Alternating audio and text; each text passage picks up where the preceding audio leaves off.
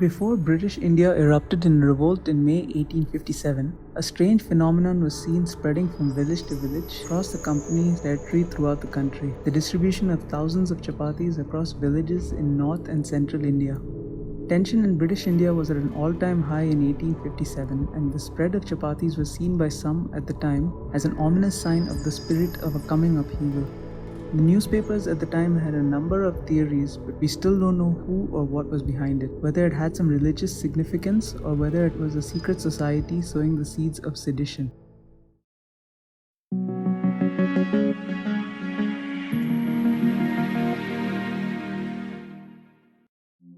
In early 1857, the sense of underlying tension in British India was palpable.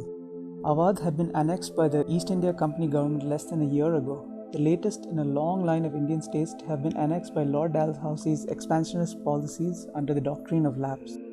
It was in the air of uncertainty and uneasiness that the British received the first reports of mysterious chapatis being spread from village to village.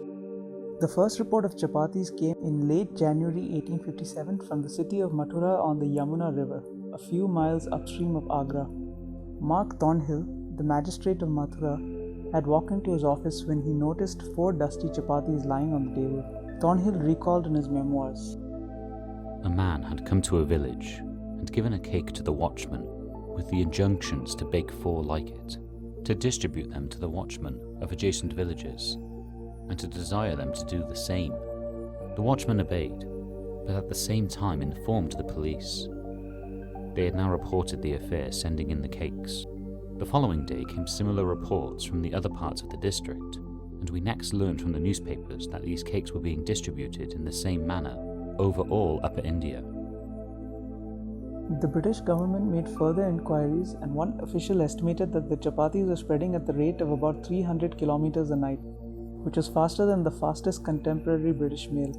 This is something that the officials found particularly unnerving. The first chapatis were said to have been spread in the Maratha province of Indore, in modern-day Madhya Pradesh.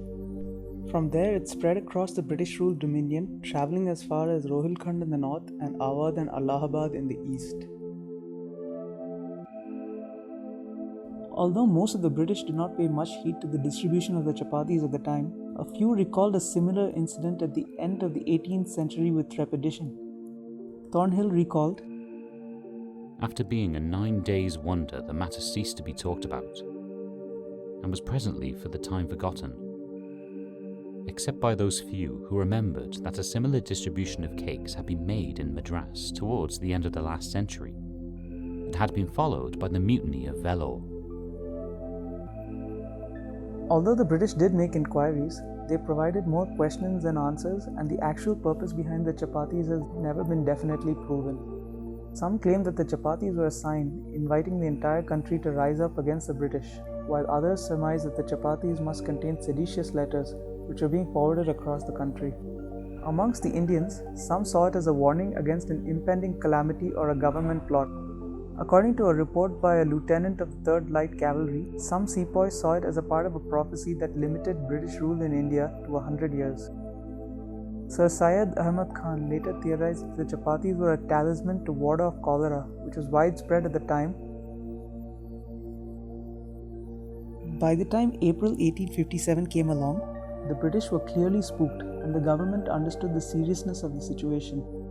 Even unfounded rumors could have serious consequences.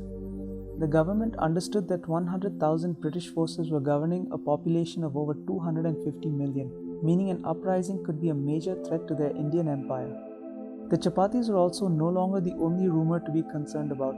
The rumor about the greased Enfield cartridges was spreading from cantonment to cantonment, adding to the feeling of mistrust towards the British government. A newspaper report in April 1857 summed up the feeling of unease in British India at the time. "A strange, and to some observers, very disagreeable incident has occurred in the northwest. A few days since, a chowkidar, or village policeman, of Cawnpore, ran up to another in Futtagar and gave him 2 chapatis.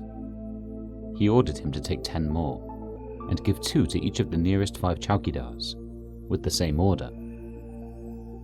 He was obeyed, and in a few minutes the whole country was in commotion with chowkidars running about with these cakes. The wave swept province after province with the speed at which official orders never fly. The magistrates were powerless, and the Chapattis at this moment are flying westward. Nobody has the least idea what it all means. Some officers fancy it as a ceremony intended to avert the cholera. Others hint at treason, a view encouraged by the native officials. Others talk of it as trifle, a joke. For myself, I believe it to be the act of some wealthy fool in pursuance of a vow. But its significance is this. There are some 90,000 policemen in these provinces. If they should perchance imbibe dangerous ideas, how perfect is their organization? To finish off the video, let's try to figure out how much of a part the Chapattis actually played in the uprising of 1857. Although there are not a lot of connections between the Chapatti movement and the British Indian military at the time, we have to remember that the spread of the Chapattis started about at the same time as the rumors of the greased Enfield cartridges.